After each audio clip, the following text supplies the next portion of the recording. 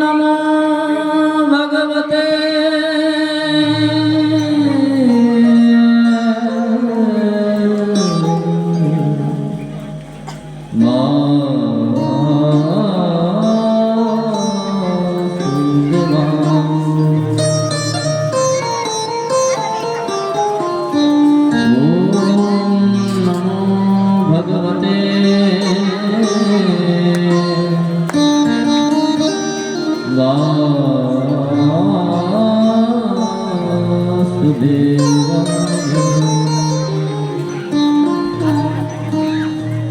जशा प्रसादता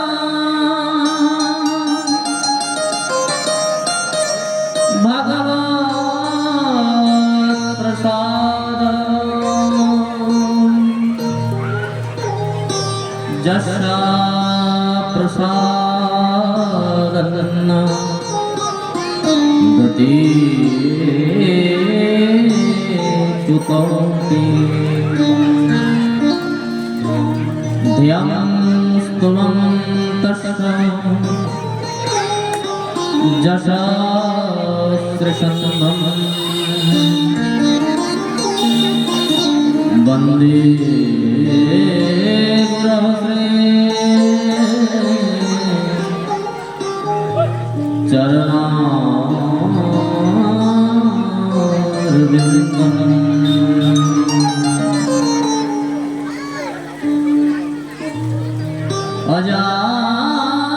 अजानुलम्बितभुजो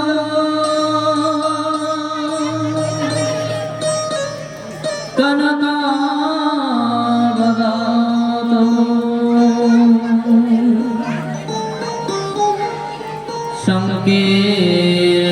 संकीर्तनैकपितरो कमलायताक्षो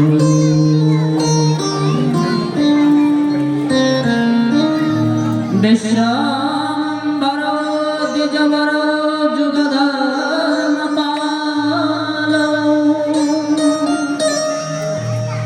वन्दे जगत्प्रियकरो करुणावतारो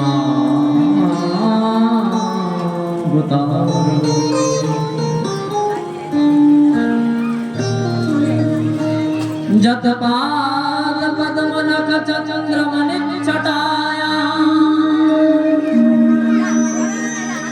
विस्फूर्जितं किमपि गोपवधूर्षदर्शे पूर्णानुरागरससागरसारथिः साराधिका मयि कदापि कृपं करो वैदत्त सिन्धुरनुरागरसैक सिन्धु वत्सल सुन्दरति सन्द्रकृपैक सिन्धु लावण्य सिन्धुरमृत सविरूप सिन्धु श्री राधिका स्फुरतु मे हृदि के सिंधु बंसी विभूषित करा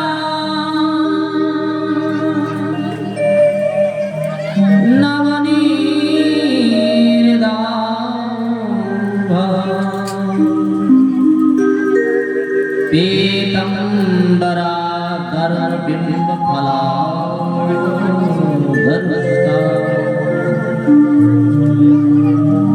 पूर्णेन्दु सुंदर मुखादरविंदु नेत्रा कृष्णात् परं किमपि तमहं न जाने। नारायणं नमस्कृत्य नरं चैव नरोत्तमं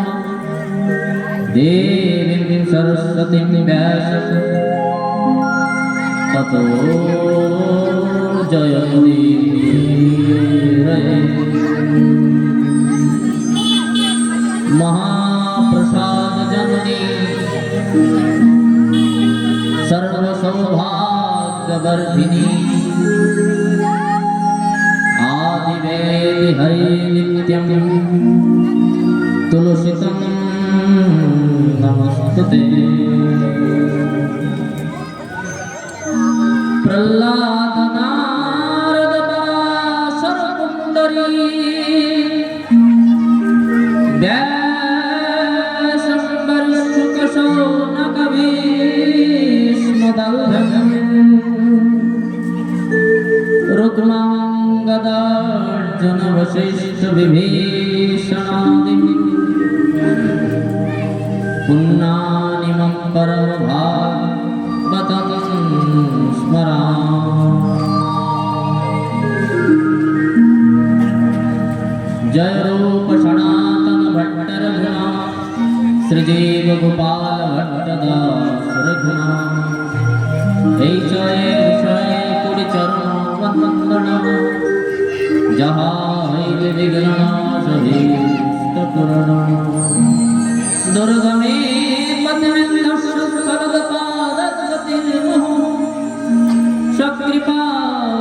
शकृपाजस्निदानेन संत बलवन्दनं गुरवे गौरचन्द्राश्राधिकायै तदालये कृष्णाय कृष्णभक्ताय तद्वन्दते नमो श्रीराधानाथ समारम्भां श्रीगौरनाथ मध्यमाम् अस्मदाचार्यपर्यन्तं वन्दे श्रीगुरु परम्पराम्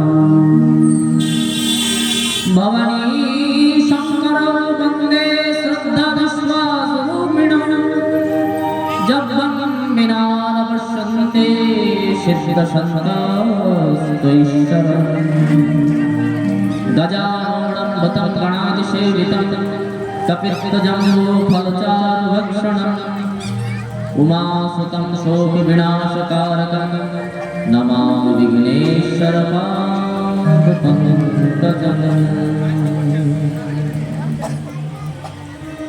श्रीगुरो चरण सरोज गुरुसुधा वर्णो रघुवर विमल जस जोदायक फलचार बुद्धिहीन तनु जानके समिरहो पवन कुमार बलबुद्धि विद्या देहु महे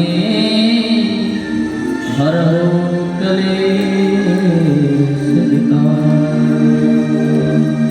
जय जय श्री राधा रमण जय जय नमन किशोर जय गोपी गोपीचित चोर प्रभु जय जय मां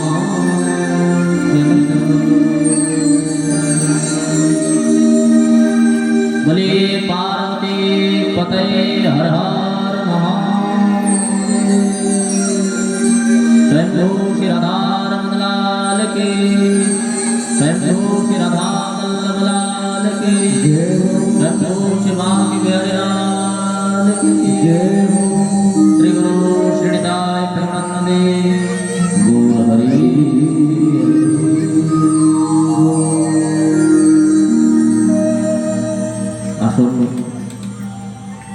मोनार बाणी पवित्र करार मानसे किछुक्षण हरि नाम संकीर्तन तत्पश्चात भगवती कथा करब। हरि का भजन करो हरि है तुम्हारा हरि का भजन करो हरि है हमारा हरि का भजन करो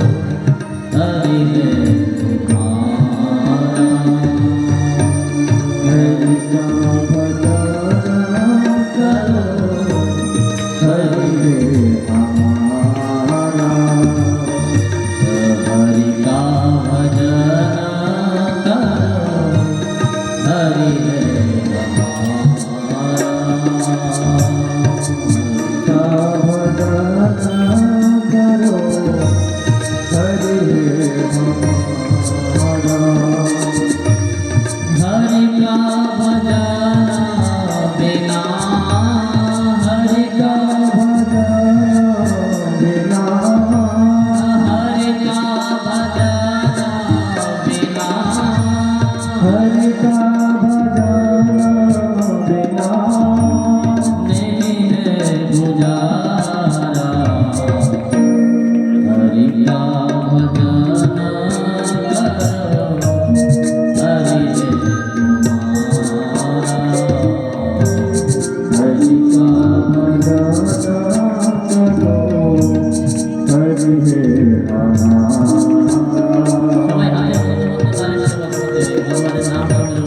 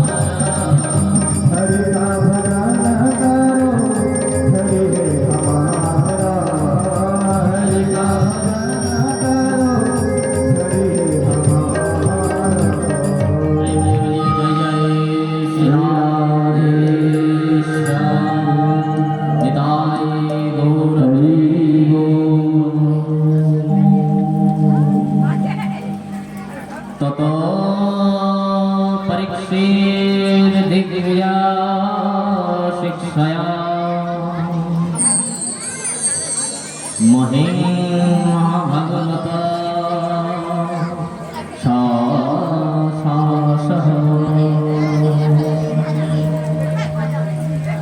যথা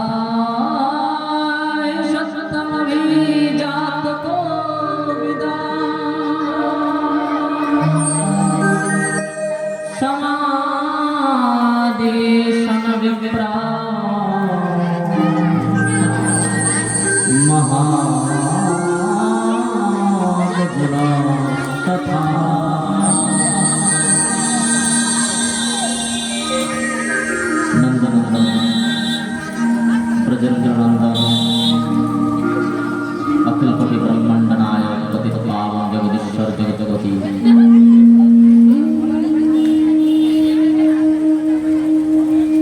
श्रीमान नित्यानंद बिहारी अभयत कंपाय तदीय श्री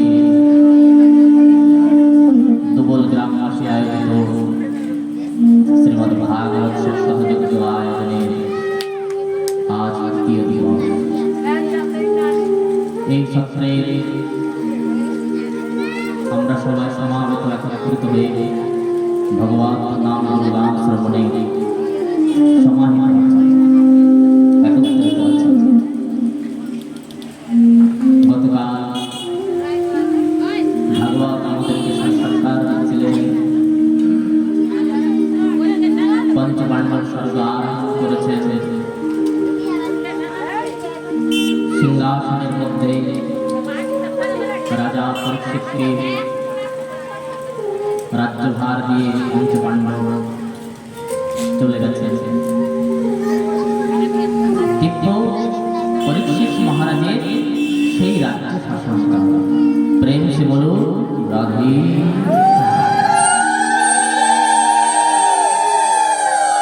দিব্যভাবে পরীক্ষিত মহারাজ সেই রাজ্য শাসন করছেন। পরীক্ষিত মহারাজের দিব্য বিবাহ সংস্কার হয়ে গেছে।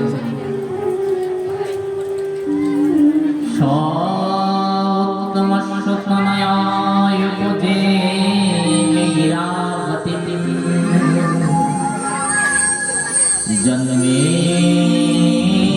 জয়াদিন চতুর্ষম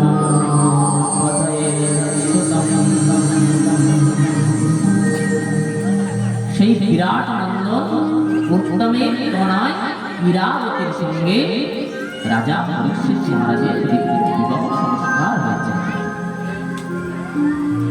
রাজা বিরাটের পুত্র উত্তমের কন্যা ইরাবতী, তার সঙ্গে পরীক্ষিত মহারাজের বিবাহ হয়েছে এবং জন্মেঞ্জয় আদি 4 পুত্রের জন্ম হয়েছে। দিব্য তার রাজ্য শাসনকাল। পরীক্ষিত মহারাজ সুখে স্বচ্ছন্দে রাজ্যভার পেয়েছেন, প্রজাবৎসল হয়েছেন, দিগ্বিজয় হয়েছেন। গঙ্গা তটে দিব্য সেই 3বার অশ্বমেধ যজ্ঞ করেছেন। এনার মতো দানী, এনার মতো জ্ঞানী, এনার মতো প্রজাবৎসল, কারণ ইনি যে বংশে উপস্থিত হয়েছে সে বংশের মহা মহা দানীদের, মহা মহা পরাক্রমশালী বীর যোদ্ধাদের, অর্জুনের মতো ধনুধর প্রপিতা, এনার পিতৃদেবতা সাক্ষাৎ অভিমন্যু, যিনি সেই কুরুক্ষেত্রের যুদ্ধের মাঠে রণাঙ্গনে বীরত্বতা দেখিয়ে বীরগতি প্রাপ্ত হয়েছে। আর সন্তান যিনি মাতৃগর্ভ ভগবান দর্শন করেছেন। এমন দিব্যতা রাজ্য শাসন করছেন। একদিন মনে মনে বিচার করলেন, অনেকদিন হয়ে গেল কিন্তু রাজ্যের বাইরে আমার যাওয়া হয় নাই। কিন্তু প্রতিটা রাজার কর্তব্য, রাজা যদি তার নগরে, তার গ্রামে, তার রাজ্যের মধ্যে যদি পরিভ্রমণ না করেন তাহলে সেই প্রজাদের দুঃখ দুর্দশা জানবেন কি করে? তো তাই জন্যে রাজা পরীক্ষিত মহারাজ একদিন ছদ্মবেশে ওনার রাজ্যের মধ্যে পরিভ্রমণ করার জন্য বের হয়েছে, ঘুরতে বের হয়েছেন। দেখতে তিনি দক্ষিণ ভারত গেছেন, সেতু বন্ধ রামেশ্বর আদি দক্ষিণ পূর্বে সব দিকে ভ্রমণ করেছেন, ঘুরে ঘুরে দেখছেন। কিন্তু উনি বুঝতে পারলেন যে ভগবান স্বধর্ম করেছেন, কলি তার প্রভাব বিস্তার করছে। সমস্ত রাজ্য পরিভ্রমণ করে উনি ফিরে এলেন নিজের জঙ্গলের মধ্যে। একদিন মনে মনে বিচার করলেন, তার মৃগয়ায় যাওয়ার ইচ্ছা হল। রাজা পরীক্ষিত মহারাজ মৃগয়ায় যাওয়ার জন্য সেই কৃষ্ণ মৃগ চর্ম ধারণ করে তার রাজকোষ থেকে সুন্দর মুকুট আদি ধারণ করে হাতে তরোয়ার আদি নিয়ে ধনুষ বাণ আদি নিয়ে হঠাৎ করে মনের মধ্যে ওনার মৃগয়ায় যাওয়ার ইচ্ছা হল। পরীক্ষিত মহারাজ মৃগয়ার উদ্দেশ্যে বেরিয়ে গেছেন। জঙ্গলের মধ্যে ভ্রমণ করছেন, করতে করতে সন্ধ্যার সময় রাজা পরীক্ষিত মহারাজ তার শিবিরের মধ্যে উপস্থিত হয়েছেন। কিন্তু শিবিরের মধ্যে বসে রাজা পরীক্ষিত মহারাজের কানে যেন ফিসফিস করে কোনো আওয়াজ ভেসে উঠেছে, কেউ যেন আলাপ করছে, মনে হচ্ছে কোনো দুঃখের বার্তা আলাপ করছে। খুব সুন্দর ভাবে কান পেতে রাজা পরীক্ষিত মহারাজ শোনার চেষ্টা করলেন যে এই শিবিরের বাইরে কোথা থেকে আওয়াজ আসে। তো রাজা পরীক্ষিত শুনতে পেলেন, তত্র মিথিলং রাজা অন্নমান মনাথবা দণ্ডহস্তং চ বিশলং দদ্রেশ নিপোদন্তনম।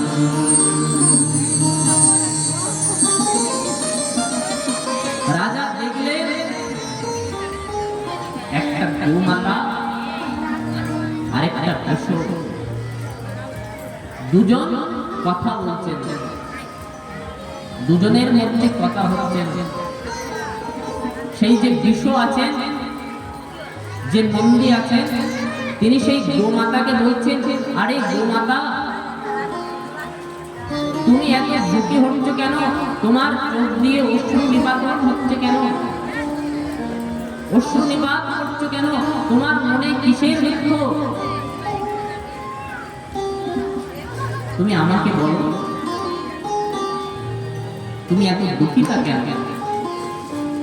ভগবান স্বধর্ম করেছেন, তাই জন্য তুমি দুঃখী হচ্ছ। প্রেম সে বলো রাধে।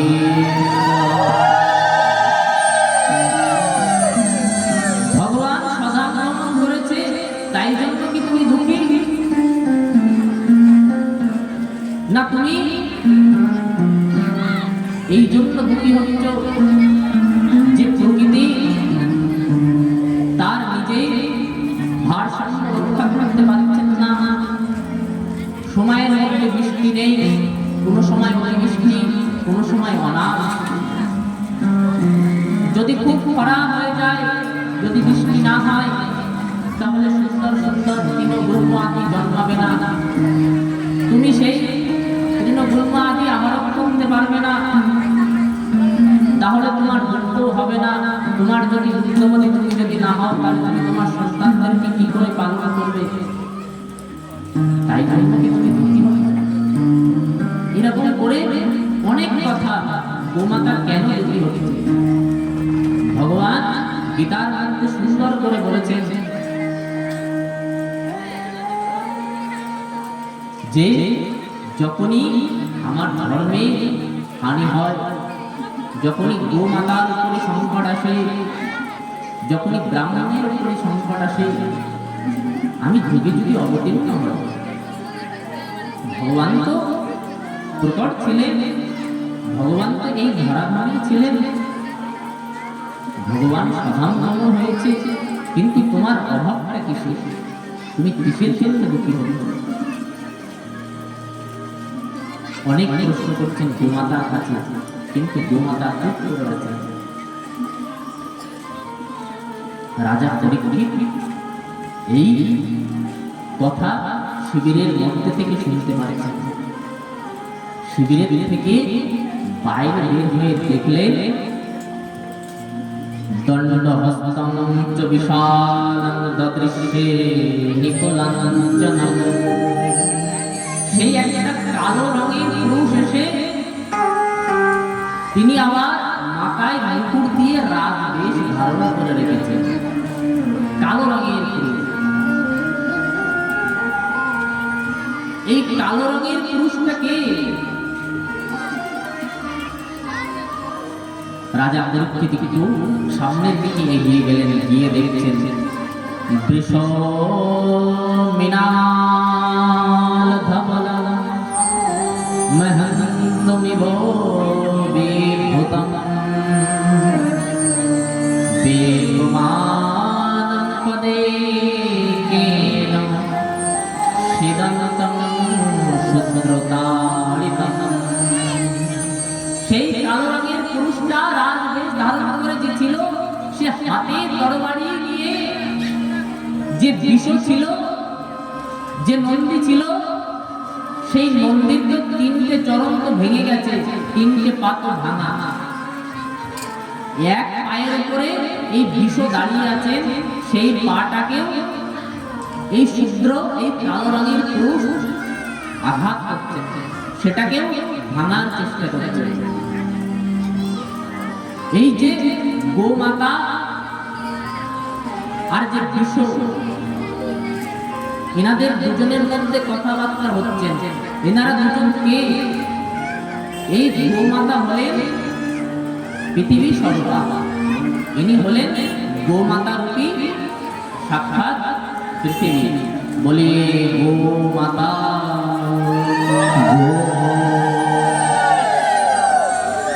গাহ বিশ্বস্য মাতারা। গোমাতা হলেন বিশ্বের মাতা। সবাইকে ইনি দুগ্ধ দিয়ে পোষণ করতেন। এনাদের ঋণ থেকে উত্তীর্ণ হওয়া যাবে না, এনাদের কাছে আমরা ঋণী। গোমাতা যাদের ঘরে আছেন শুনলে অবাক হয়ে যাবেন। আপনার ঘরে যদি কোনো বিপদ, কোনো সংকট যদি আসে, সেই বড় বড় সংকট, সেই বড় বড় বিপদ আগে গোমাতা নিয়ে নেয় যে গৃহে থাকে। গোমাতার মাহাত্ম্য এমন, নিজের পুরো শরীরটা, নিজের জীবনটা দিয়ে ভগবান সেবা করে যাচ্ছেন। দেখুন গোমাতার কি চলে না, দুগ্ধ থেকে শুরু করে, মূত্র গোমূত্র থেকে শুরু করে, গোময় থেকে শুরু করে, সমস্ত দ্রব্য চামড়াটা দিয়ে পর্যন্ত ভগবানের সেবা করে যাচ্ছেন। দুগ্ধ দিয়ে সবার পোষণ করছেন। ইনার দিন থেকে উত্তীর্ণ হওয়া যাবে। গৃহস্থীদের ঘরের মধ্যে সুন্দরভাবে আছেন। যদি বুঝতে পারে আপনার কোনো সংকট আসবে, গোমাতা সেই বড় সংকট, বড় বিপদ আগে তার করে নিয়ে নেয়। যার ঘরে আছে সেই প্রমাণ পাবে যে সেবা করে। আপনার শরীরের মধ্যে কোনো আপনি ব্যাধিগ্রস্ত হয়েছেন, শরীরের মধ্যে কোনো রোগ আপনার সংক্রামিত হয়েছে, আপনি গোমাতার কাছে যাবেন, দেখবেন গোমাতা আপনাকে চাটাবে। হয়তো দেখেছেন গেলে খুব করে চাটা, কিন্তু এই চাটার কারণটা দেখেছেন? খুব সুন্দর করে জিভটা ধারালো দিয়ে আপনার গায়ে চাটবে। যাদেরকে গোমাতা চাটতে চাইবে সবাইকে চাটবে না, দেখবেন সবাইকে গোমাতা কোনোদিন চাটবে। এমন দিব্য গোমাতার মহিমা বর্ণন হয়েছে, সবাইকে চাটবে না। আপনার শরীরের মধ্যে যদি কোনো বিকারগ্রস্ত ব্যক্তি যদি হন, আপনাকে গোমাতা চাটবে না। আপনার শরীরের মধ্যে কোনো ব্যাধিগ্রস্ত হয়েছেন আপনি, তো আপনাকে চেটে গোমাতা বলে দেবে যে আপনার শরীরের মধ্যে কি চলছে। আর আরেকটা সব থেকে বড় বিষয়, যাদের ঘরের গোমাতা স্বতন্ত্র বিচরণ করে, মানে ছাড়া গায়ে গাছের মধ্যে বাইরে চলে আসে, সেখান থেকে ঘাস পাতা খেয়ে আসে, স্বতন্ত্র বিচরণ করছেন, গোমাতা স্বচ্ছন্দে ঘুরে বেড়ায়। আজকাল তো ছাড়ার জায়গা নেই, বড় বড় মাঠ নেই। কিন্তু গোমাতা যদি স্বতন্ত্র যদি বিচরণ করে,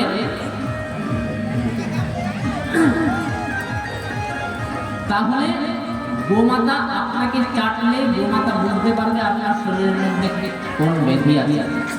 এবার গোমাতাকে যদি আপনি মাঠের মধ্যে ছেড়ে দেন, গোমাতা এমন এমন জড়িবুটি খেয়ে আসবে, সেই জড়িবুটি আমরা চিনব না। গোমাতাই জানে যে আমাকে কি খেতে হবে। সেই পাতা লতা আদি গোমাতা খেয়ে এসে গোমাতা যখন দুধ দেবে, সেই দুধ যদি আপনি পান করেন, তাহলে আপনার মধ্যে যে বিমারিটা ছিল সেটা দূরীভূত হবে। এমন গোমাতার মহিমা বিশ্বস্য মাতার এমন দিব্য মহিমার কথা বর্ণনা করেছেন আমাদের শাস্ত্রের মধ্যে গোমাতা। তো এই গোমাতা রূপী পৃথিবী ইনি বিলাপ করছেন। পৃথিবীর অবস্থা দেখে ভগবান সধাম গমনের পরে চারিদিকে কলি তার প্রভাব বিস্তার করেছে। আর এই বিশ্বরূপে যিনি উপস্থিত আছেন, বিশ্বরূপ ধরে যিনি আছেন, ইনি হলেন সাক্ষাৎ ধর্ম। যে নন্দী আমরা বলি, বিশ্বরূপে যিনি আছেন, এই নন্দী হলেন সাক্ষাৎ ধর্মের স্বরূপ। নন্দী কিসের স্বরূপ? ধর্মের স্বরূপ। এটা মনে রাখবেন সবাই ভালো করে, কারণ সামনে নন্দী মহারাজের কথা আছে। নন্দী হলো সাক্ষাৎ ধর্ম। তো এই পৃথিবী আর ধর্মের সংবাদ। কিন্তু এই ধর্ম মানে বিশ্ব, এই বিশ্ব 4টি চরণ আছে, কিন্তু 4টি চরণ থেকে 3টে চরণ তো ভেঙে গেছে। প্রতিটা যুগের 4টে করে চরণ থাকে। সত্য যুগের 4 চরণ ছিল। সত্য, ত্রেতা, দ্বাপর করে আস্তে আস্তে 3টে চরণ ভেঙে গেছে। একটা চরণে নন্দী মহারাজ দাঁড়িয়ে আছেন, সেটাও আরাধনা করে রেখেছেন। সেই কালো রঙের যে পুরুষটা রাজবেশ ধারণ করে, যিনি সেই বিশ্ব আরেকটা পা ভাঙার চেষ্টা করছিল, সেটা হলো কলি। কলি প্রবেশ করেছে।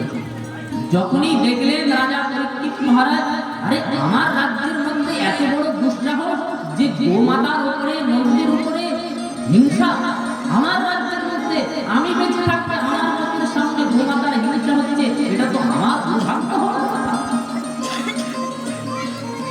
পরীক্ষিত মহারাজ যখনই দেখলেন, ক্রোধান্বিত হয়ে খড়গটা হাতি নিয়ে যখনই ছুটে যাচ্ছেন সেই কলিকে মারার জন্য, কলি দেখলো রাজা পরীক্ষিত, এনার তো ক্রোধ হয়ে গেছে, ইনি তো বীর যোদ্ধাদের পুত্র, ইনি যদি একবার যদি আমাকে ধরেন, তাহলে প্রাণে আমার বাঁচার কোনো রাস্তা থাকবে না। কিন্তু এটা শুনেছি যে এনাদের বংশ সবাই শরণাগতকে হত্যা করত। তো আমি যদি এনার শরণে যদি চলে যেতে পারি, তাহলে হয়তো আমার প্রাণটা রক্ষা হতে পারে। এই বলে কি করলেন, সেই কলি মহারাজ গিয়ে তাড়াতাড়ি গিয়ে পরীক্ষিত মহারাজের পাটা জড়িয়ে ধরেছে। আরে তোমার এত বড় সাহস, তুমি আজকে আমার রাজ্যের মধ্যে গোমাতাকে কারণ ধর্ষণ করছো, এক চরণে দাঁড়িয়ে আছে, তার উপরে সেই চরণটাকে তুমি আঘাত করছো। ইদানীং ধর্মপাদস্য সত্যম নির্বর্তয়েৎ যত তম জিঘ্ষাত ধর্মণাং বিদয়ে নিষোধিতো কলি। ইদানীং ধর্মপাদস্য সত্যম, কিন্তু সেই চারটি চরণ, সেই চারটি চরণ থেকে মাত্র একটা চরণ আছে, এক চরণে ধর্ম দাঁড়িয়ে আছে। সেই চরণটাকে কলি মহারাজ বারবার ভেঙে ফেলার চেষ্টা করেছে। এক চরণে দাঁড়িয়ে আছে, তোমার এত বড় সাহস, তুমি আমার রাজ্যের মধ্যে ঢুকে আর আজকে তুমি গোমাতাকে কষ্ট দিচ্ছ। তিনটে চরণ ভেঙে দিয়েছে, সত্য, পবিত্রতা আর দয়া। তিনটে চরণ ভাঙা হয়ে গেছে, সত্য ভাঙা হয়ে গেছে, পবিত্রতা ভাঙা হয়ে গেছে, দয়া ভাঙা হয়ে গেছে। একটা চরণে ধর্ম দাঁড়িয়ে আছে, সত্যের উপরে ভর করে ধর্মটা দাঁড়িয়ে আছে। ধর্ম কিসের উপরে ভর করে দাঁড়িয়ে আছে? ধর্ম সত্যের উপরে ভর করে দাঁড়িয়ে আছে। ধর্মটা টিকে আছে সত্যের উপরে, ধর্ম দাঁড়িয়ে আছে সত্যের উপরে। কিন্তু আজকে সত্য, নীতি, নৈতিকতা, মানবিকতা, বিবেক, বুদ্ধি সবকিছু বিসর্জন গেছে। আমাদের পবিত্রতা নেই, আমাদের তপস্যা নেই, তপ নেই, পবিত্রতাও নেই, তপও নেই, দয়া বলে ভিতরে কিছু নেই। জীবের উপরে যে দয়া করতে হয় সেই বিচার শক্তিটা আমাদের নেই। জীবের উপরে দয়া, যদি দয়া যদি না থাকে তাহলে নেই। দেখুন, পবিত্রতাও নেই, দয়াও নেই জীবের মধ্যে। কিন্তু একটা বিষয় বস্তু আছে, সেটা হলো সত্যতা। সত্যের উপরে ধর্ম ভর করে আছে, কিন্তু সেটাও টলমল করছে। প্রেম সে বলুন রাধে।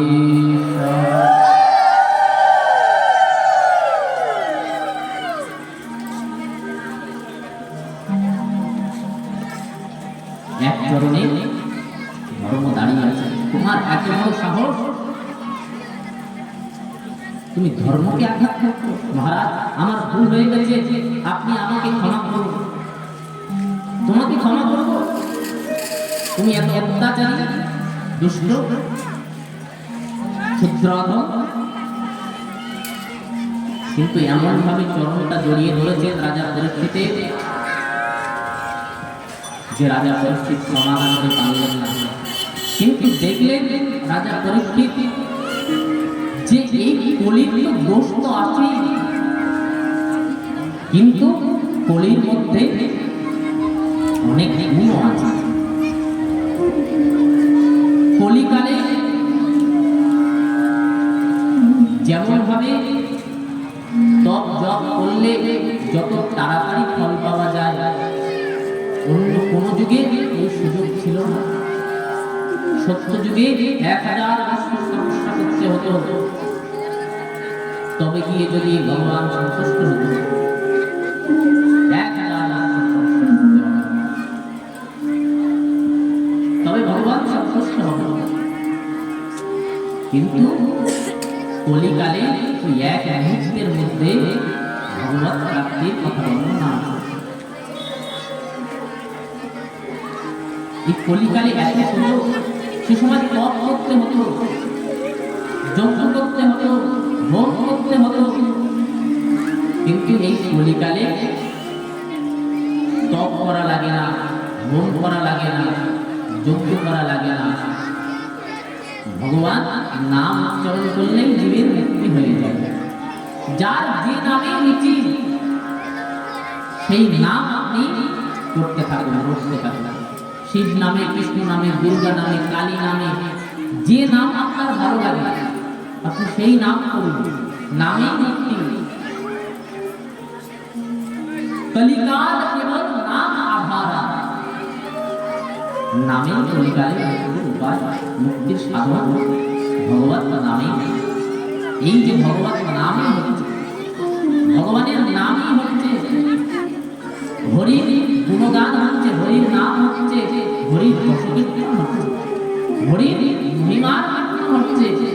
দেখলেন কলিত দোষ তো অনেক আছে, যার মধ্যে দোষ থাকে তার মধ্যে কিছু গুণ বিদ্যমান থাকে। সব ব্যক্তির মধ্যে কোনোদিন সবকিছু ভালো থাকে না, সব খারাপ থাকে না। যে সব কিছু থেকে নিকৃষ্ট প্রাণী নর অধম, সে অধমের থেকে অধম, তার বড় ভাবতে হবে যে না এনার মধ্যে কোনো বিশেষ গুণ একটা আছে। যে উত্তমের থেকে উত্তম নরোত্তম,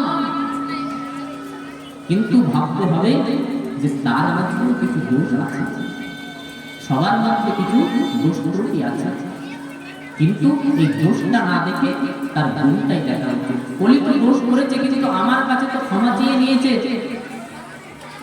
ঠিক আছে তুমি, আমি তোমাকে ক্ষমা করলাম, কিন্তু তুমি আমার রাজ্যের মধ্যে থাকতে পারবে না, আমার রাজ্যের বাইরে গিয়ে তুমি তোমার নিবাস বানাও। আরে মহারাজ আপনি বলছেন আমি আপনার রাজ্যের বাইরে যাব, কোথায় নেই আপনার রাজ্য? আপনি তো শশাভরা এই পৃথিবীর রাজা, একমাত্র রাজনীতি রাজা আপনি, কোথায় আপনার স্থান নেই? সর্বত্র আপনার জায়গা।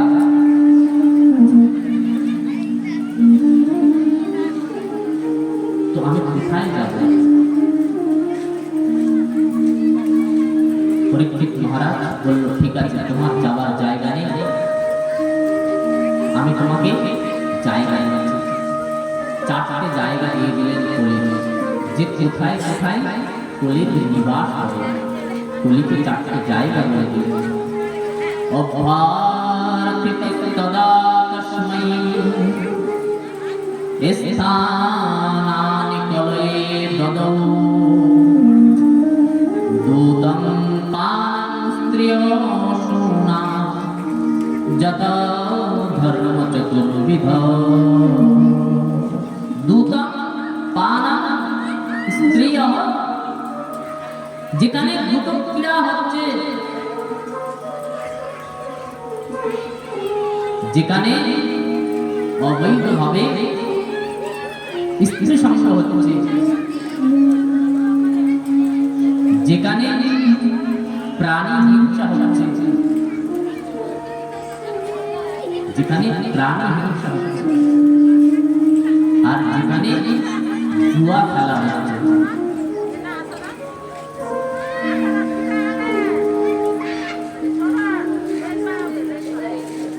যেখানে জুয়া মদ এইসব বিষয়গুলো, এই চারটে জায়গা হলো কলির স্থান। যেখানে মনে করবেন জুয়া চলছে, আজকাল তো সবার ফোনের মধ্যে জুয়া, জুয়া খেলার জন্য আর ক্যাশে যেতে হয় না। আগের দিনে এখনো হয় কোথাও কোথাও গ্রামের মধ্যে মেলার মধ্যে জুয়া লাগে, এসব গুলো ভালো না। এখানে কলির নিবাস। রজনী বিষয়গুলো, এই এই এই দোষ যদি আপনার ভিতরে একবার সংক্রমিত হয় না, তো আপনার জীবনকে ধ্বংস করে দিতে মুহূর্তের মধ্যে আপনার জীবন ধ্বংস হয়ে যাবে, ছারখার হয়ে যাবেন আপনি। যার ঘরে মাতাল আছে সেই জানে যে তার কি দুর্দশা, জায়গা জমি ঘর বাড়ি কিছুই থাকে না। কিন্তু যারা খাচ্ছেন তো খাচ্ছেন, যারা বিক্রি করছেন তাদের একটু ভাবা উচিত। আর সব থেকে বড় বিষয়, এমন এমন কিছু ব্যক্তি মদের ব্যবসা করছে, শুনলে অবাক হয়ে যাবেন। এনাদের বাপ দাদা বংশ পরম্পরা সব সাথে, অথচ কর্ম বেছে নিয়েছেন দেখতে কেমন। আরে একটা সৎকর্ম জীবনে বেছে নিয়ে কর্ম তো আমার, যদি এটা বিক্রি করে যদি আমার সংসার চালাতে হয়, আরে আমার অন্য কোনো ক্রিয়াকর্ম আছে সেটা করে আমি নিজের জীবনকে নির্বাহ করতে পারবো, সেই অর্থ আমার পরমার্থ সন্ধান দেবে, সেই অর্থ আমার জীবনে সৌন্দর্য মাধুর্য ঐশ্বর্য সুখ সম্ভব নিয়ে আসবে। আরে অর্থ কামাবে তো কি করে কামাবে? আরে লোকের কাছ থেকে সব জুটজুরি বদমাইশি জুয়া খেলে সেই টাকা আপনার ঘরে সুখ আসবে না, আপনার ঘরে খোলা ল্যাংড়ার জন্ম হবে। শাস্ত্রে বলছেন কেন আসে? আপনার ঘরে কানা খোড়া রাস্তায় বেরিয়ে দয়া মনে হয়, যারা একটু দয়া করে ইনি তো কানা খোড়া ল্যাংড়া, কানা খোড়া ল্যাংড়া আমিও ছিলাম, দেখে দয়া করার জন্য না, বিচার করা উচিত যে কেন ইনি এরকম হয়েছে। কানা খাওয়া দেখলাম, 2 টাকা দিয়ে দিলাম, সেটা বিষয় না। ভাবতে হবে যে ইনি এরকম কেন এলেন, আমি সুস্থ আছি, এই ব্যক্তিটা এমন কেন। প্রতিটা জীব সুস্থভাবে বাঁচার তার স্বতন্ত্র অধিকার আছে, কিন্তু ইনি এমন কেন হলো, ইনি কেন অন্ধ হলো, ইনি কেন উল্লা লেখরা হয়েছে, কেন হয়েছে? কর্মের দৌড়। তোমার জুয়া খেলা পয়সা, তুমি মদ খেয়ে এসে তোমার বাচ্চা কি সংস্কার পাবে, লুড়া দেখায় তোমার ঘরে পেয়ে যাওয়া, ভোগ এবার সারা জীবন। যেমন কর্ম তেমন ফল। তুমি যেমন আচরণ করবে তোমাকে পৃথিবী তেমনই শিক্ষা দেবে। প্রকৃতি অবৈধ স্ত্রী সঙ্গ, নিজের জীবনটাকে নরকের মুখে এগিয়ে দিতে আপনাকে। নরকের দিকে নিয়ে চলে যাচ্ছেন, অন্যের প্রতি আপনার ভালো লাগা, ওই ভালো লাগা চলবে না। শাস্ত্রের মধ্যে নরকের বর্ণনা করেছেন, আকাশ নরকার নরক। আপনি অন্যের স্ত্রীর দিকে দেখছেন ভোগ দৃষ্টিতে, আপনাকে কোন নরকে যেতে হবে? সেখানে আপনার যন্ত্রণা পেতে হবে। এক একটা কর্মের জন্য এক এক নরকের যন্ত্রণার কথা বলেছে। গুরু পুরাণে যদি শোনেন যে মাথা খারাপ হয়ে যাবে।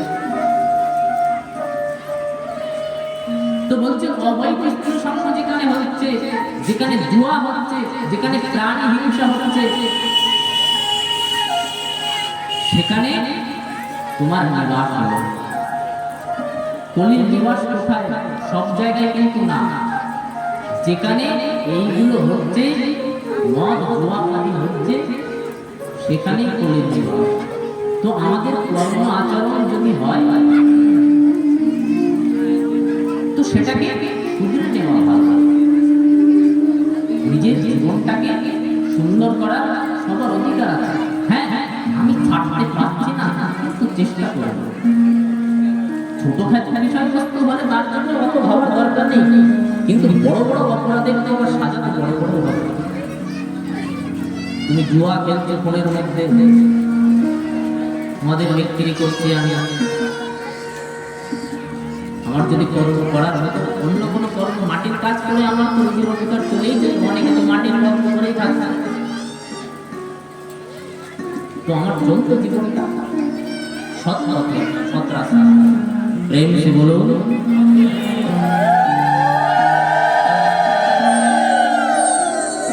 মহারাজ, আপনি তো আমাকে 4টে জায়গা দিয়েছেন, কিন্তু আমার তো সন্তান সন্ততি মেলা।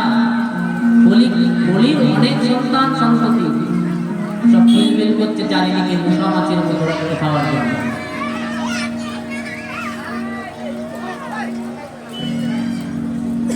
তো মহারাজ, আপনি আমাকে আরেকটা জায়গা দিন। যত্র ধর্ম চতুর্বিধ, 4টে জায়গা দিয়েছেন, কিন্তু কলির 4টে জায়গায় কুশল না। উনি আরেকটা জায়গা রাজা পরীক্ষিত মহারাজের কাছ থেকে চেয়ে নিয়েছেন। পুনশ্চ যজমানায় জাত রূপমদাৎ প্রভু তত নিতম মদন কাম রাজ বৈরবম পঞ্চমম পুনশ্চ যাচয়মান জাত রূপমদাৎ প্রভু বৈরবম পঞ্চমম। উনি আরেকটা জায়গা চাইলেন। বলল, ঠিক আছে, তুমি যখন আমার কাছে পুনর্বার আরেকটা জায়গা প্রার্থনা করলে, ঠিক আছে, তোমার আরেকটা জায়গা দিলাম। স্বর্ণের মধ্যে তোমার নিবাস হবে, স্বর্ণের মধ্যে কলির জায়গা দিলে। স্বর্ণ কিন্তু সব স্বর্ণ না, সৎভাবে যে স্বর্ণ উপার্জিত হয়েছে তার মধ্যে কলির নিবাস নেই। সৎভাবে। অসৎভাবে উপার্জিত যে অর্থের স্বর্ণ, সেই স্বর্ণে আপনার সুখ হবে না। এই জন্য সৎভাবে উপার্জন করা লাগে। অনেকে কি করে, ঘুষের টাকা আর কোথাও রাখার জায়গা নিয়ে একটু সোনা কিনে নিয়েছে, নিয়ে ঠাকুরকে বাড়ির মধ্যে সাজিয়ে রেখেছে। এসব আমাদের চোখে পড়ে, কারণ আমাদের সবার ঘরে যেতে হয়, মন্ত্রী মিনিস্টার সবার ঘরে হয়, সবার ঘরে আরো সবার ঘরে যেতে হয়, কত কত জায়গায়। তো গেলে ডেকে দেখায়, বাবা দেখেন এত মোটা সোনার চেন করে ঠাকুরকে পরিয়েছে। বোঝাই যায় এমনিতে তো যদি টাকা কোথায় রাখবে, ঠাকুরের চেন বানিয়ে দিয়েছে। যদি আপনাকে আমাকে দিতে বলতাম যে আপনার এত আছে, আমাকে রাখবেন, তাহলে বলতে না হবে না, বলছে তো তোমাকে আমার ঘরে তো আছে। ঠাকুর বলছে আমি ওই শুনে সন্তুষ্ট নই, দরকার নেই তোমার সোনা, ওই ওই ওই রত্নমালা আমার দরকার নেই।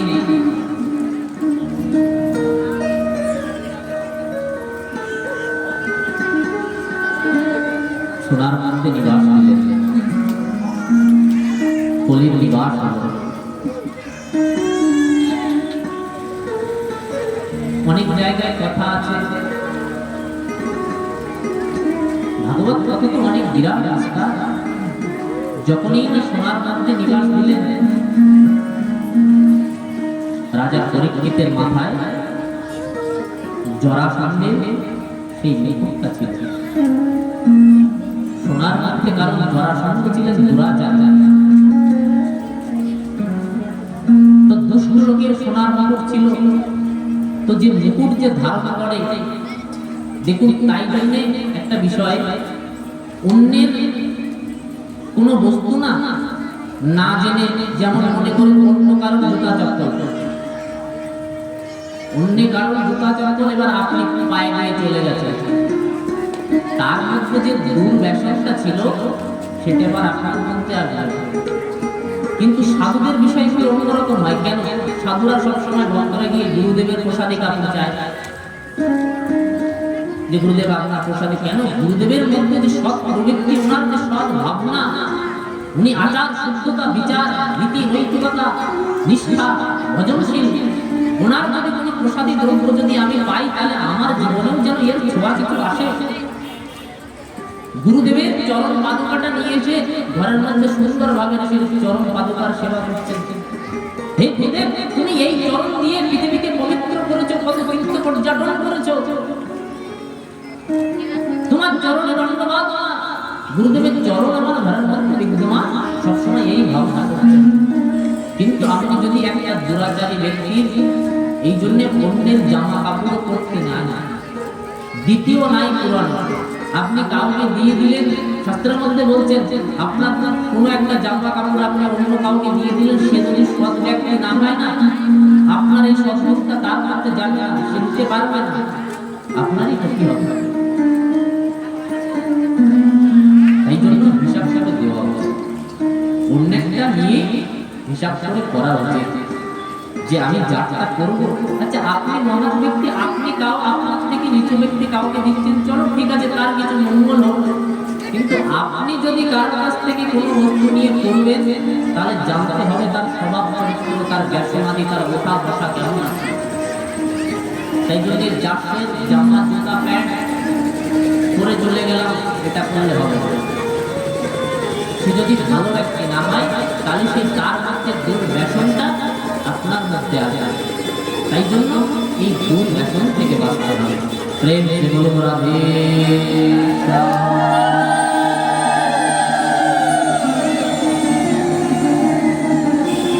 এই বলে যখনই জরাসন্ধের মুকুটটা ধারণা করেছিলেন, যেমন ব্যক্তি ছিলেন তার আচরণে যেমন বিদ্যমান হবে। তো আচরণের মধ্যে তার কিছু ছোঁয়া এসে গেছে, তাই জন্য একটু বুদ্ধিটা বিভ্রান্ত হয়ে গেছে। প্রেম সে বলুন রাধে।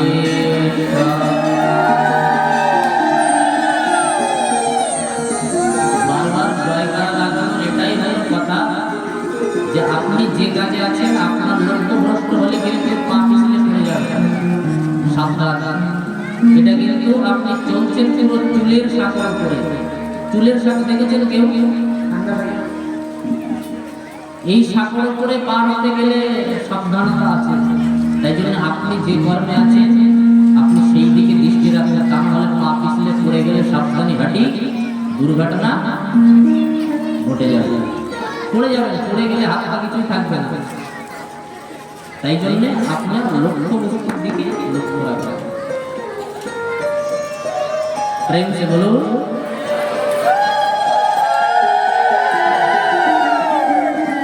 সেই মৃগ জন্ম করে, কৃষ্ণ মৃগ জন্ম করে মাথায় সোনার মুকুট নিয়ে জঙ্গলের মধ্যে পরিভ্রমণ করতে করতে রাজা পরীক্ষিত মহারাজের জল পিপাসায় মুখটা যেন ফেটে যাচ্ছে।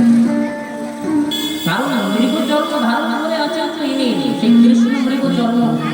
আর মৃগ জন্ম যদি কারো ঘরে থাকে তাহলে সে জানবে যে গরমের সময় যদি একটা মৃগ জন্ম যদি কেউ যদি গায়ের মধ্যে দিয়ে রাখে তাহলে দেখুন মৃগদের এই জন্য বরফের রাজ্যের মধ্যে ঘুরে বেড়াচ্ছে ঠান্ডার মধ্যে, কিন্তু এই জন্মের বস্তুর মধ্যে এমন গরম অনুভব হয় যে শরীরকে খুব গরম করে। তো এই প্রখর রৌদ্রের মধ্যে উনি কৃষ্ণ মৃগ চর্ম শরীরে ধারণা করে মাথায় মুকুট দিয়ে জঙ্গলের মধ্যে পরিভ্রমণ করছেন। তো জল পিপাসার্ত হওয়াটাই স্বাভাবিক কথা, খুব পিপাসা পেয়েছে ওনারা। এইরকম করে পরিভ্রমণ করতে করতে সেই জঙ্গলের মধ্যে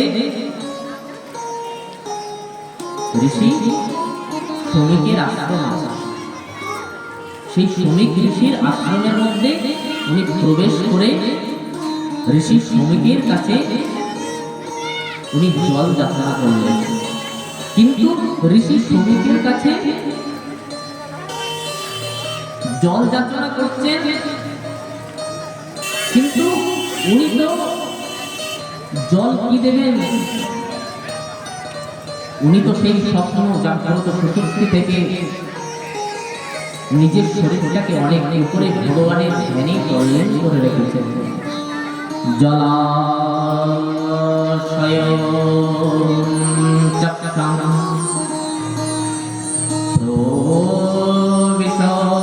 প্রবিশতমাশ্রমম দদর্শ মুনিমাসিনাং শান্তং মিতিলোচনম। দদর্শ মুনিমাসিনাং শান্তং মিলিতলোচনম। আরে সেই শ্রমিক ঋষি তো তিনি তার চোখটা বন্ধ করে স্বপ্ন জাগ্রত সুষুপ্তি থেকে এই দেহ থেকে মন থেকে ইন্দ্রিয় থেকে অনেক উঠতে উঠে গেছেন ভগবানের ধ্যানে। উনি জানেন না যে রাজা আমার আশ্রমের মধ্যে এসে আমার কাছে জল যাত্রা করছেন, কারণ উনি তো ওনার শরীরের মধ্যে বিদ্যমান নেই। ওনার সেই আত্মাটাকে পরমাত্মার সঙ্গে সেই বিভুর সঙ্গে এমন ভাবে তল্লীন করে দিয়েছেন যে ওনার শরীর থেকে অনেক উঠে গেছে। শরীরের মধ্যে ওনার কোনো দেহ ভাগ নেই। জল যাত্রা করছেন রাজা পরীক্ষিত, কিন্তু উনি তো জানেনই না, উনি তো ওনার শরীরের মধ্যে নেই। অনেকদিন জল যাত্রার পরে যখনই জল না পেয়ে আশ্রম থেকে যখন বেরিয়ে যাচ্ছিলেন, বেরিয়ে যাওয়ার সময় সেই তীরের অগ্রভাগ করে একটা মৃত সর্প সেই শ্রমিক ঋষির গলায় রাজা করে করে ঝুলিয়ে দিলেন। কেন ঝুলিয়ে দিলেন? সবাই মন দিয়ে শুনুন। প্রেম সে বলো রাধে। সেই মৃত সর্পটা শ্রমিক ঋষির গলায় রাজা করে করে ঝুলিয়ে দিয়েছে। ইনার মতো মহান ব্যক্তি, ইনার মতো গুণী ব্যক্তি, যে গুণী ব্যক্তি হবে, যে মহান ব্যক্তি হবে, তার আচরণ কোনোদিন এমন হবে না। আচ্ছা দেখবেন যিনি উচ্চ শিক্ষিত ব্যক্তি হন, খুব মানী ব্যক্তি হন, খুব মর্যাদাবান পুরুষ হন, ওনার আচার বিচার অন্যরকম হয়। কোনো মহান ব্যক্তি না খুব বড় বড় করে দাঁত বের করে হা হা করে হাসবে না, তোমরা দেখতে না, তার কথার মধ্যে একটা ভাব ভঙ্গি মাধুর্য সবসময় বিদ্যমান থাকবে। তার আচরণ, আচ্ছা মহৎ ব্যক্তি কারকে টোনা টিটকার করছে, কীর্তিরি করছে, হাসি মজাক করছে, এসব হলো কোনো মহৎ ব্যক্তির লক্ষণ হয় না। মহৎ ব্যক্তিরা কিছু করেন না, কারোর সাথে হাসি মজাক করা। কোন মহৎ ব্যক্তি, ইনি তো মহা, যিনি সাক্ষাৎ মাতৃগর্ভের মধ্যে ভগবত দর্শন পেয়েছেন। তার আচরণে কি এইরকম হতে পারে যে একজন ঋষির গলায় মৃতসর্প ঝুলিয়ে দেবে? তার আচরণে কি এটা আসতে পারে যে কোন আশ্রমের মধ্যে গিয়ে আমি জল পেলাম না বলে, আমি ভিক্ষায়, আমি রাগে, আমি ক্রোধে কোন ঋষির গলায় মৃতসর্প ঝুলিয়ে দেবে? এই ভাব, এই বিচার সবার মধ্যে আসবে না। কিন্তু ইনি একটা মৃতসর্প শ্রমিক ঋষির গলায় ঝুলিয়ে দিলেন। কিন্তু কেন? রাজা পরীক্ষিত ভাবছেন যে আমি আশ্রমের মধ্যে প্রবেশ করেছি বলে ইনি তো ফল করে তো ধ্যানমগ্ন হয়ে যায়নি, পরীক্ষা করার জন্য যে ইনি সত্যি কি। এবার যদি আপনি ভাবুন, আপনি এমনি এমনি মিথ্যা মিথ্যা আপনি চোখটা বন্ধ করে আছেন, কিন্তু আপনার গলায় যদি কোনো একটা বস্তু যদি ঝুলিয়ে দেওয়া হয়, আপনার সেই মিথ্যাটা আর থাকবে না, তাড়াতাড়ি চোখটা খুলে আপনি আপনি ছুটে পালাবেন। আর তারপরে একটা সাপ যদি আপনার গলায় ঝুলিয়ে দেওয়া হয়, তাই সেটা জীবিত হোক বা মৃত হোক। কিন্তু উনি যখন মৃত সর্পটা শ্রমিক ঋষির গলায় ঝুলিয়ে দিয়েছেন, কিন্তু দেখলেন যে ওনার শরীরের মধ্যে কোনো বিকার নেই। তখন বুঝতে পারলেন, আহা সত্যি তো উনি হয়তো ভগবানের ধ্যানে আছেন। চলে গেলেন। মনে মনে ভাবছিলেন, এটা কি আমার দ্বারা ঠিক হলো? আমার বুদ্ধিতে এইরকম কেন হলো যে আমি একজন সাধু পুরুষের গলায় মৃতসর্প ঝুলিয়ে দিলাম? কিন্তু অপরাধ তো হয়ে গেছে, অপরাধ তো একবার হয়ে গেছে ভগবান চরণে, গুরু বৈষ্ণবের চরণে। সেই অপরাধের খণ্ডন এবার কি করে হবে? আরে আমাদের নিজেদের জীবনে তো কত বড় বড় অপরাধ করে ফেলছি, আচ্ছা সেই অপরাধের পশ্চাতাপ থাকে না। আমরা জানি যে পশ্চাতাপই জীবনের প্রায় যুক্ত, কিন্তু আমাদের জীবনে পশ্চাতাপ নেই। বড় বড় অপরাধ করছি, সাধুগুরু বৈষ্ণবের কথা লঙ্ঘন করছি। সাধুগুরু বৈষ্ণব বলছি এটা করো না, তারপরে করতে যাচ্ছি, এরপরে করে আমার হাত কাটা চলে গেল, তারপরে বলবে ভগবান তুমি আমার এরকম করেছো। বিয়ে করে দুদিন পরে ঘরটা ভেঙে গেল, ভগবান এরকম হলো কেন? বলে সাধুর কথা তুমি শোনোনি, বৈষ্ণবের কথা শোনোনি, ভগবানকে সম্মান দাও নি, এবার ভগো খেলা সামলাও, এবার পালিয়ে যাবে কোথায়? জম আছে পিছে, যাওয়ার জায়গা কারণ নেই। এইখান থেকে ফাঁকি দিয়ে ভগবান সবকিছু দেখতে পাচ্ছেন, সবকিছু শুনতে পাচ্ছেন, ভগবানের চোখ সবসময় খোলা। আপনি আর আমি ভাবছি আমি কিছু চোখ বন্ধ করে করলাম, আরে আপনি নাই চোখ বন্ধ করে আছেন, চন্দ্র সূর্য রূপে সবকিছু দেখতে পাচ্ছে। ভগবানের দুটো চোখের মধ্যে চন্দ্র আর সূর্য। দিনের বেলায় ইনি আপনাকে লক্ষ্য করছেন, রাত্রের বেলায় চন্দ্রদেব আপনাকে লক্ষ্য করছেন, জলের মধ্যে বরুণ আপনাকে লক্ষ্য করছেন, জঙ্গলের মধ্যে বৃক্ষগণ আপনাকে দৃষ্টি রেখেছেন আপনার উপরে। আপনি জঙ্গলের গভীর জঙ্গলের মধ্যে যাচ্ছেন, কিন্তু বৃক্ষেরও প্রাণ আছে, আপনার দিকে দৃষ্টি রেখেছেন। আপনি মাটির নিচে যাচ্ছেন, আরে মাটির নিচে তো বাসুদেব সবসময় তটস্থ হয়ে আছে, দেখতে পাচ্ছে আপনার। আপনি কোথায় যাবেন? বলছে আমি তো বন্ধ ঘরের মধ্যে পাপ করবো, চারিদিকে যেন কেউ দেখতে না পায়, দরজা বন্ধ করে পাপ করবো। আরে তুমি দরজা বন্ধ করে পাপ করছো, তোমাকে কেউ দেখতে পাচ্ছে না? দেখতে পাচ্ছে কে? বলছে তোমার অন্তরে যে আত্মা রূপে সেই পরমাত্মা বিদ্যমান, সেই পরমাত্মা সবসময় তোমার পাপ করছে, হিসাব করছে। প্রেম সে বলুন। তাই জন্য তোমার আচরণ শুদ্ধ হোক, তোমার বিচার শুদ্ধ হোক। তুমি যে ভুল করছো সেই ভুলের পশ্চাতাপ করো, আরে আমি তো সত্যি ভুল করে ফেলেছি কোনো সাধুগুরু মহাত্মার কাছে। বারবার পশ্চাতাপ করছেন, আজকে আমি এমন করে একটা সাধু মহাত্মা ব্যক্তির গলায় মৃতসর্প ঝুলিয়ে দিলাম, আমার মতো রাজার এইরকম দুর্ব্যসন দূর আচরণ আমার মধ্যে কি করে এলো? আরে আমার মতো কুলাঙ্গারের তো শাস্তি হওয়া উচিত, কারণ এটা আমি ভুল করেছি। সত্যি এটা আমার জীবনে একটা মস্ত বড় ভুল হয়ে গেল। এই ভুলের হয়তো আমার আর কোনোদিন হয়তো প্রায়শ্চিত্ত হবে না। কি করে আমি আজকে এত বড় দৃষ্টিটা দেখা? মনে মনে ভাবছেন আর মৃগয়া থেকে ঘরের মধ্যে প্রবেশ করছেন, মহলের দিকে যাচ্ছেন। মনটা খারাপ হয়ে গেছে, নিজেও বুঝতে পারছেন, পশ্চাতাপ হচ্ছে ভিতরে। আমি কি করে এই পাপ থেকে নিষ্কৃতি পাবো? আমার সাজা হওয়া উচিত। সত্যি আমি নিষ্কৃত করেছি, সত্যি আমাকে দিয়ে অপরাধ হয়ে গেল। হায় হায়, এই ভুলটা আমি কি করে করলাম? আমার বংশ পরম্পরায় আমার পিতৃপুরুষগণ যারা এত বড় মহান, যারা এত বড় সাধুগুরু বৈষ্ণবকে সারা জীবন সেবা করে নিজেদের জীবনটাকে অতিবাহিত করেছে, আর আমি সেই সাধু বৈষ্ণবের মান করতে। যখনই সেই কৌশলী নদীতে স্নান করছিলেন, খেলা করছিলেন, সঙ্গে অনেক বালকদের সঙ্গে সে শ্রমিক ঋষির পুত্র ঋষি শৃঙ্গী সেই কৌশলী নদী ক্রীড়া করছিলেন, খেলছিলেন সঙ্গে মিত্রদের সঙ্গে। যখনই আশ্রমের মধ্যে এসে দেখলেন যে বাবার গলায় মৃতসর্প ঝুলছে, বাবার গলায় মৃতসর্প ঝুলছে, তখনই কি করলেন? হাতে সেই কৌশলী নদীর জল দিয়ে সংকল্প করে অভিশাপ দিলেন। ইতি লঙ্ঘিত মর্যাদা তৎসতং সপ্তমে হনি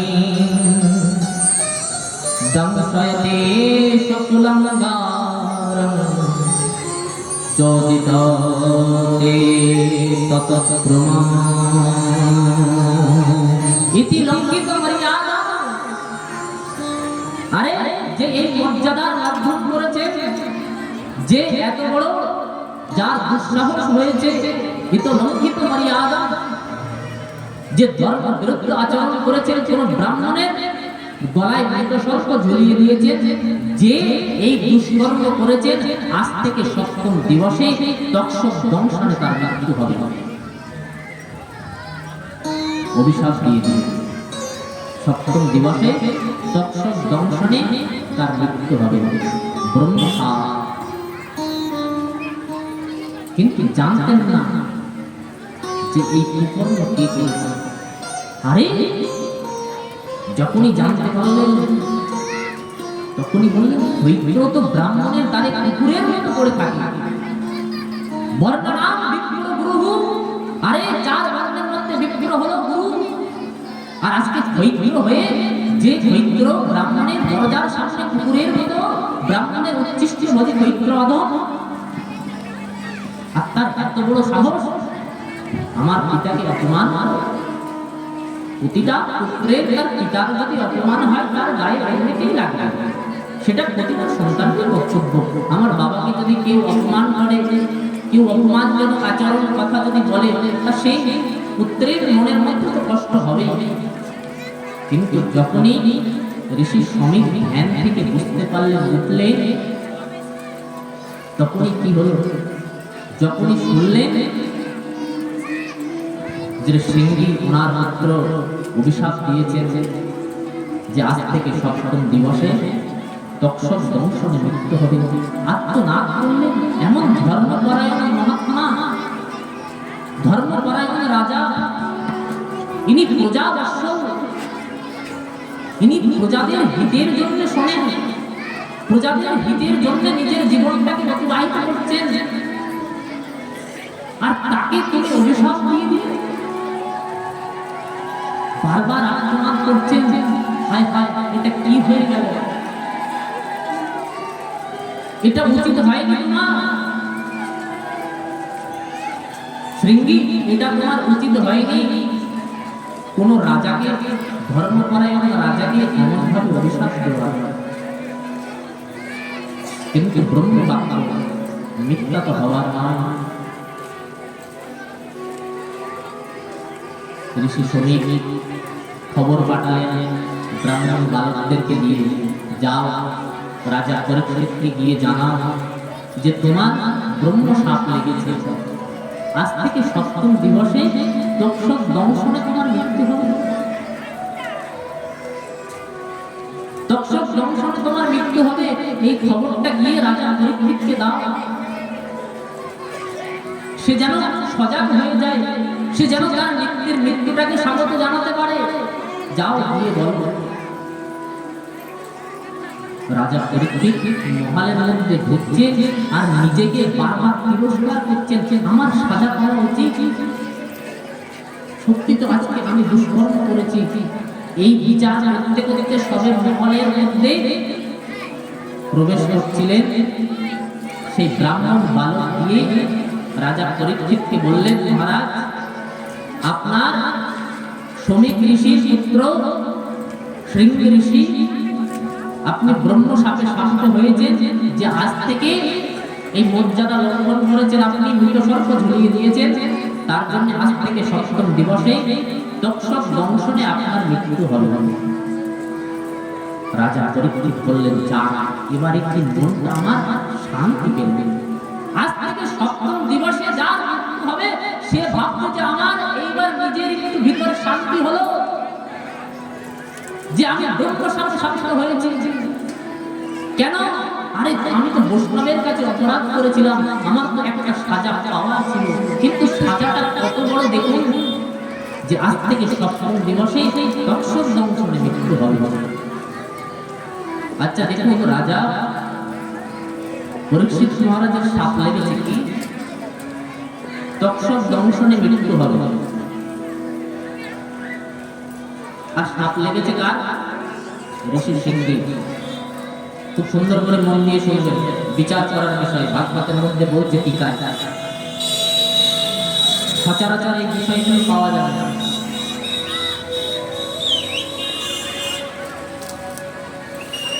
কারণ যদি সাপে কেটে যদি মৃত্যু হয়, তাহলে সেই মৃত্যুটাকে আমরা কি বলি? অপমৃত্যু বলি। তো সাপে যদি কাউকে দংশন করে তাহলে সেটা অপমৃত্যু হয়। তো রাজা পরীক্ষিতের সাপ লেগেছে কি? সর্প দংশনে মৃত্যু হবে। এটা তো অভিশাপ, আর সেটাকে বলা হয় অপমৃত্যু। কাউকে যদি সাপে কাটে, বজ্রপাতে যদি মৃত্যু হয়, কারণ অ্যাক্সিডেন্টে যদি কেউ মারা যায়, এগুলো অপমৃত্যু বলে। এর আলাদা প্রায়শ্চিত্ত আছে, সাধারণভাবে এর মৃত্যু হয় না। এবার আপনি মনে করুন আপনার কাউকে সাপে দংশন করে কেউ মারা গেছে, আপনি যদি তার জন্য যদি সাধারণভাবে শ্রাদ্ধ আদি করে যদি তাড়াতাড়ি হাত ধুয়ে হলেন, তার মৃত্যু হবে না। তার জন্য বিশেষ কিছু ভাবে আপনাকে ভাবতে হবে। সাধারণভাবে তার মৃত্যু হয়, কারণ এটা অপমৃত্যু। স্বাভাবিক মৃত্যু হয়। মৃত্যু তিন প্রকারের, গরুর পুরাণে বলছে খুব সুন্দর ভাবে। এমন ভাবে মৃত্যুর বর্ণনা করেছে, শুনলে মাথা খারাপ হয়ে যাবে। নরকের বর্ণনা, শুধু মৃত্যুর বর্ণনা। মৃত্যু কাকে বলে, কত প্রকার হয়, কেমন ভাবে মানুষের মৃত্যু হতে পারে। মৃত্যু হয় একটা অপমৃত্যু হয়। হঠাৎ আপনি প্রস্তুত ছিলেন না, দম করে বাদ পড়ল।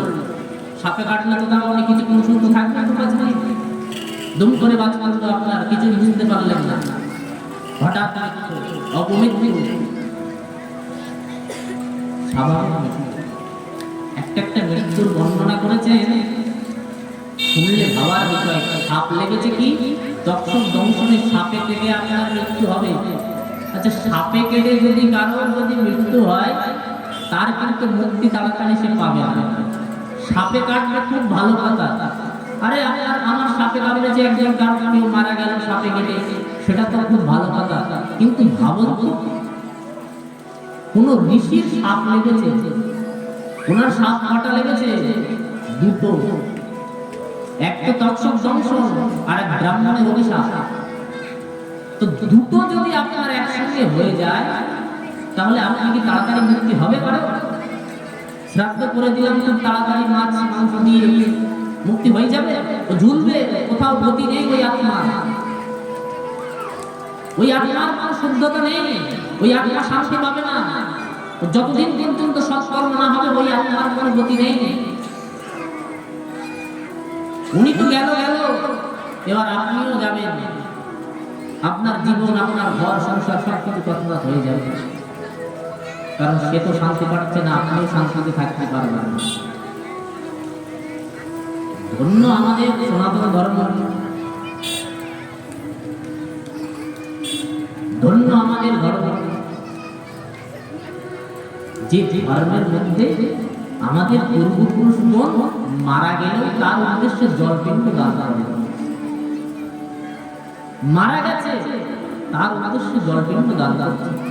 এইরকম ধর্ম, এইরকম নৈতিকতা, এরকম মানবিকতা। আরে অনেকের তো আছে জিতে যেই পানি দেয় না, জল দেয় না, বেঁচে থাকতে থাকতে জল দিচ্ছে না। আমাদের দেখুন মরে গেলেও তার উদ্দেশ্যে, পিতৃর উদ্দেশ্যে জল আমি অর্পণ করছে বছর বছর। তো আপনি যদি সাধারণভাবে যদি শ্রাদ্ধ আদি যদি করে হাত ধরিয়ে ওঠেন, তাহলে তাড়াতাড়ি এই সর্পদংশনের মৃত্যু থেকে, অপমৃত্যু থেকে সে রেহাই পাবে না।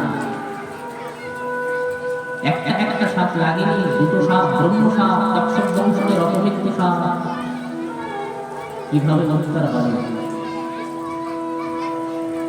ব্রহ্মাজির পর্যন্ত মাথা ঘুরে গেছে, দেবতাদের পর্যন্ত।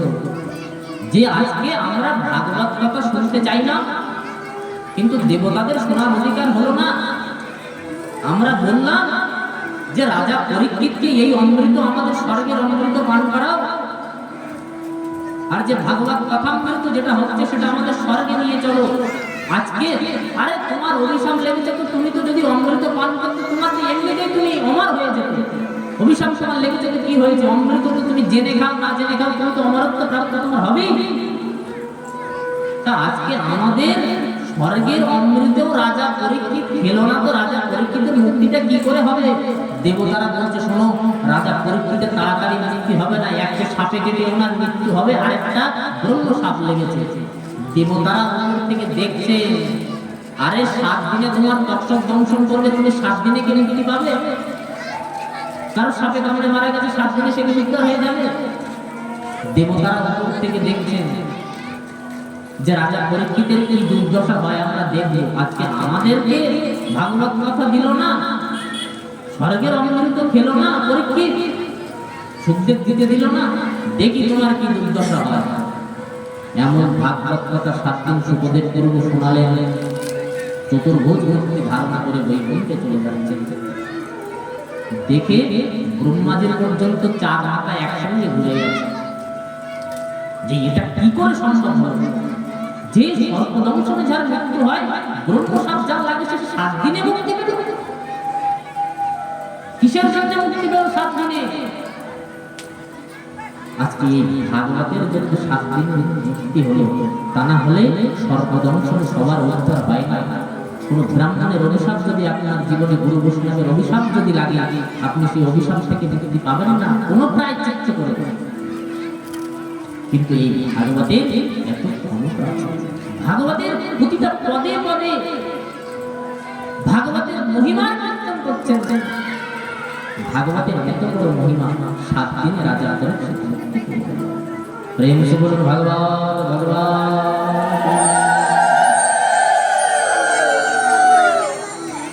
অভিশাপ লেগেছে যে 7 দিনে তোমার তক্ষক দংশন হবে। সবকিছু ত্যাগ করে দিয়ে রাজা পরীক্ষিত গঙ্গা তটে উপবেশন করলেন। গঙ্গা তটে উপবেশন করে সমস্ত ঋষি মুনি ঋষিরা সেইখানে সবাই উপস্থিত হয়েছে যে এইরকম ধর্মপরায়ণ মহাত্মার অভিশাপ লেগেছে। তো সবাই তার সঙ্গে দেখা করার জন্য, একটা রাজার যদি কিছু হয়ে যায়, দেখুন একটা যদি আমাদের রাজ্যের মধ্যে যদি কোনো একটা ধর্মপরায়ণ কোনো ব্যক্তি, কোনো একটা মহৎ ব্যক্তি, কোনো একজন প্রতিষ্ঠিত ব্যক্তি যদি সে যদি আমাদের মাঝখান থেকে যদি চলে যায়, তাহলে কত মানুষ তার মৃত্যু যাত্রায় যায় ভাবনা। তো রাজা পরীক্ষিতের মতো মহানুভাব, এনার মতো ব্যক্তিত্ব, এনার মতো সচ্চরিত্রবান, এনার অভিশাপ লেগেছে 7 দিনে মৃত্যু হবে, তাহলে কত সেখানে সাধু সন্তের আগমন হয়েছে। যখনই দেখলেন গঙ্গা স্রোতের মতো সাধু বৈষ্ণবের স্রোত, গঙ্গা তটে সবাই উপস্থিত হয়েছে। রাজা পরীক্ষিত মনের মধ্যে এত উৎসাহের সঙ্গে, এত উল্লাস, এত তার ভালো লাগতে দেখে যে আহা, আজকে আমার শ্রমিক ঋষি আজকে আমাকে অভিশাপ দিয়েই আমাকে তো আশীর্বাদ দিয়েছেন, আমি সাপে বর প্রাপ্ত হয়েছি। আজকে যদি এই অভিশাপ যদি আমার জীবনে যদি না লাগতো, তাহলে এত সাধুগুরু বৈষ্ণবের দর্শন হয়তো আমার জীবনেও ভাগ্য হতো। আমি সব জায়গায় পরিভ্রমণ করে হয়তো এত বড় বড় সাধু সন্তের দর্শন আমি পেতাম না। চারিদিক থেকে সমস্ত সাধু সন্ত মহাত্মা ব্যাস বশিষ্ঠ পারাশর শক্তি দিলীপ সমস্ত সবাই উপস্থিত। সেখানে বশিষ্ঠ আছে, সেখানে শক্তি আছে, শক্তির পুত্র ঋষি পারাশর আছেন, ঋষি পারাশরের পুত্র ব্যাসজি আছেন, সবাই উপস্থিত হয়েছে। সেইখানে সবাইকে পাত্র বর্গ দিয়ে সবাইকে সম্মান দণ্ডবাদ প্রণাম জানিয়ে সেইখানে সুন্দরভাবে আসনের মধ্যে উপবেশন হয়ে রাজা পরীক্ষিত সেই বৈষ্ণবদের ঋষিবৃন্দদের সবাই সেই ঋষিবৃন্দদেরকে উদ্দেশ্য করে সবার কাছে প্রশ্ন করলেন যে হে ঋষিবৃন্দ, আপনারা বলুন যে 7 দিনে যে ব্যক্তির মৃত্যু হবে, আজ থেকে 7তম দিবসে যে ব্যক্তির মৃত্যু হবে সেই ম্রিয়মান ব্যক্তির কি করা কর্তব্য? এই জিজ্ঞাসা আমাদের সবার, যে কোনো মৃত্যু পথযাত্রী ব্যক্তির কি করা উচিত। এখন যদি আমি খবর পাই যে এখান থেকে 7 দিন, এখান থেকে 15 দিন পর 10 দিন পর আমি চলে যাবো, তাহলে আমি কি করবো? ঘরে গিয়ে রান্না মশলা খাবো না একটু কারণ নিন্দা চুগলি করতে বাকি আছে সেই সবগুলো করবো? বলে না, আমি তো ওসবগুলো করবো না, আমি আগে দেখবো আমার জায়গা জমির টাকা পয়সা ব্যাংকের খাতাগুলো কোথায় আছে, সেগুলো সবাইকে দিয়ে যাও। একজন ব্যক্তি সে কি করেছেন, বেঁচে থাকতে থাকতে তো জীবনে কোনো সৎকর্ম করে গেল না, তো তার একটা মিত্র ছিল, বন্ধু বৈষ্ণব। তো বলে, মিত্র, জীবনে বেঁচে থাকতে থাকতে কিছু দান দক্ষিণা করে যেতে হয়। শাস্ত্রে দানের অনেক বড় বড় কথা বলেছে, দান করলে সে পুনর্বার দানি হয়। তো শাস্ত্রে অনেক জীবনে দানের কথা বলেছে, সৎকর্মের কথা বলেছে। তো মিত্র, জীবনে কিছু দান করে যাও সাধুগুরু বৈষ্ণবের জন্য। বলছি, এখন দান করে কি হবে? দান করবো সময় আসে। সময় আসে মানে? বলে, বিছনায় করবো তখন কিছু দান করবো। বলে, বিছনায় যখন করবে তখন কি তোমার দান করার শক্তি থাকবে? বলে, আজকে যদি দান করি এখান থেকে 6 বছর পরে কি ভগবানের মনে থাকবে যে আমি কি দান করেছিলাম, তার কত কাজ থাকে? তো আমি এই হাতে দান করবো, ওই হাতে কৃপা পাবো। এখানে দান করলাম আর ওখানে পৌঁছালাম। তা বলছে, মিত্র, তা ভালো কথা, তুমি শেষ সময় দান করবে। বলে, আমি সব ব্যবস্থা করে রেখেছি, আমার সেই সময় আছে। অনেকে বলে না, সময় হলে ভগবানকে ডাকবো, সময় হলে দান করবো। তো আমার সময় আসে, আমি সেই সময় দান করবো। তো ঘরে ছেলেদেরকে বলে রেখেছে, শোনো, আমার যখন শেষ সময় আসবে সেই সময় আমি কিছু অর্থ সঞ্চয় করে রেখেছি, সেই সময় কিছু সাধু বৈষ্ণবদের কিছু দান দান করে দিয়ে দিই। তো সারা জীবন সঞ্চয় করে করে একটা দেয়ালের মধ্যে, আগেরকার দিনে মাটির দেয়ালের মধ্যে টাকা গয়না আদি সবাই লুকিয়ে রাখে, তার মধ্যে গর্ত করেছে। আপনারা হয়তো জানবেন, যারা পুরানো আছে, আমি নিজেও দেখেছি, আমাদের বাপ দাদাদের মাটির ঘর ছিল, তার মধ্যে সোনা আদি সব কিছু লুকিয়ে রাখা। তো এইরকম একটা দেয়ালের মধ্যে সুন্দর করে রেখে দিয়েছেন, ছেলেদের বলে দিয়েছেন, আমার যখন অন্তিম সময় আসবে সে সময় আমি বললে কিছু দান আমরা করে দিয়ে দিই। এবার বিছনায় পড়ে গেছে, অন্তিম সময় এসছে, সবাই খুব সুন্দর ভাবে সাজা হয়ে প্রেম সে বলুন রাধে শ্যাম।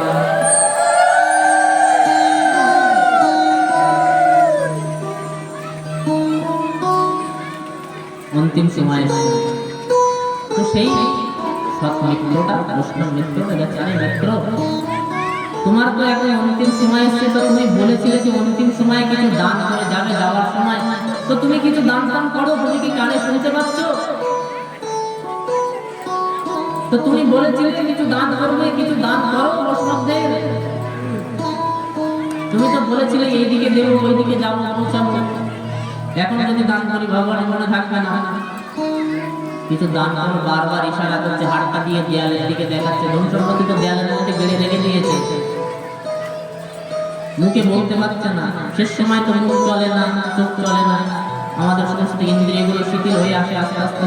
তো ইশারা করে বারবার দেয়ালের দিকে দেখাচ্ছে।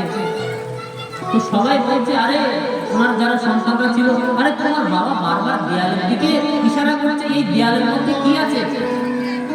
বলছে, না, বাবা বলতে চাইছে কি আর দান করবো, যা টাকা পয়সা ছিল সব তো এই দেয়ালের গায়ে লেগে গেছে, ঘর বাড়ি বানাতে এখানেই লেগে গেছে সবকিছু, আর কিছু নেই দান করার মধ্যে, এটাই বলতে চাইছে। সন্তানেরা দেখছে বাবা তো যাবে, বাবার সঙ্গে টাকা পয়সা পুরো যাবে, বাবা যাচ্ছে, টাকা পয়সা যাবে কেন, ওটা থাক। এবার বাবা তো আর কিছু জোর করে সন্তানদের বলতে পারছে না, আমি ভাবছি আমি ধনী সম্পত্তি রেখে যাচ্ছি, আমার সন্তানেরা দান করবো, হবে না, ওই সময় আপনার হবে না, জিতেছি আপনার নিজে হাতে দান করে যান। সন্তানদের বারবার ইশারা করছে ওই দেয়ালের মধ্যে দিকে, সবাই বলছে দেয়ালের মধ্যে কি আছে, বলছে বাবা বলছে সব এর মধ্যে লেগে গেছে, আর কিছু নেই, টাকা পয়সা সব ফাঁকা। তখন নিজেই বুঝতে পারলেন, ভাইরে আজকে যদি আমি পুত্রের কথা শুনে যদি সময় থাকতে যদি কিছু দান করে যেতাম, তো আমরা ভাবি হয়তো শেষ সময় দান করবো, সময় আসুক ভগবানের ডাক, এখন তো খেয়ে যায়, চাকা খাই, খুব মিষ্টি মজা নিচ্ছি, পরে তো তোর ভিতরেই শুরু হয়েছে ফ্যাক্টরির মধ্যে, চিনি তো ওইখানেই বানছে আর বাইরে বানাতে হচ্ছে, খুব খাচ্ছি, লিভার খারাপ হয়ে গেছে, এমন দুঃখ দুর্দশা জীবন। তাই জন্য সময় থাকতে সাবধান হওয়া উচিত। মনে করছি এখন 30 বছর খেয়ে নিন, 40 বছর যাক, তারপরে ভগবানকে ডাকা, ওই সময় আপনার জীবনে আসবে কিনা, দুম করে কখন ফট করে চলে গেলেন, সেই সময় হবে না। তো আমার যদি খবর আসে যে এখান থেকে 60 দিন পর আমার মৃত্যু হবে, তাহলে আমি আমার করা কি কর্তব্য? আমি কিছু দান করব, আমি কিছু দক্ষিণা দেব, জীবনে কি করা উচিত? প্রশ্ন করলেন ঋষিদের সবাই, যে সেই 7 দিনে ম্রিয়মাণ ব্যক্তি কি করা কর্তব্য। 4টে প্রশ্ন করেছিলেন ঋষিবৃন্দদের উদ্দেশ্যে, যে ম্রিয়মাণ ব্যক্তির কি করা কর্তব্য। তো ম্রিয়মাণ ব্যক্তির কি করা কর্তব্য, আমাদের কি করা কর্তব্য। তো জীবনে সময় থাকতে থাকতে কিছু ভগবানের নাম ধ্যান করে যাওয়া উচিত। তাই জন্য বলছে, হে প্রভু মুঝে বতাও চরণों में कैसे आऊं, हे प्रभु मुझे बताओ चरणों में कैसे आऊं, हे प्रभु मुझे बताओ। सभी बंधु उसके हाथ में चरणों में कैसे आऊं,